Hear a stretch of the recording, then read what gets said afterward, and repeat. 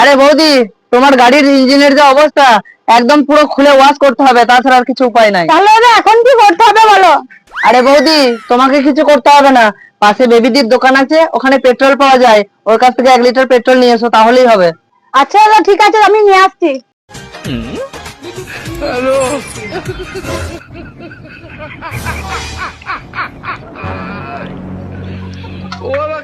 এই যে দাদা, এনাও তোমার পেট্রোল। কই দাও। আচ্ছা দাদা, তাহলে কতক্ষণ সময় লাগবে? আরে বৌদি, সময় তো অনেকক্ষণ লাগবে। তা তুমি একটা কাজ করো, তুমি ধরো কালকে সকালবেলা এসে নিয়ে যাবে। আবার কালকে? আচ্ছা ঠিক আছে, তাহলে তাই আসবো। तो रुको जरा सबर करो। এই ঝুমা, চল একটা কাজ কর, এনে তুই পেট্রোলটা নে, এটা নিয়ে ভেতরে ট্যাঙ্কির ভেতরে ভরে দেখা যা। আরে ওস্তাদ, তুমি যে তেলটা রেখে দিতে বললে, তা গাড়ির ইঞ্জিনটা ধুবে কে দিয়ে? কেন রে, আগের মতো সাবান গুঁড়ি জল দিয়ে? কি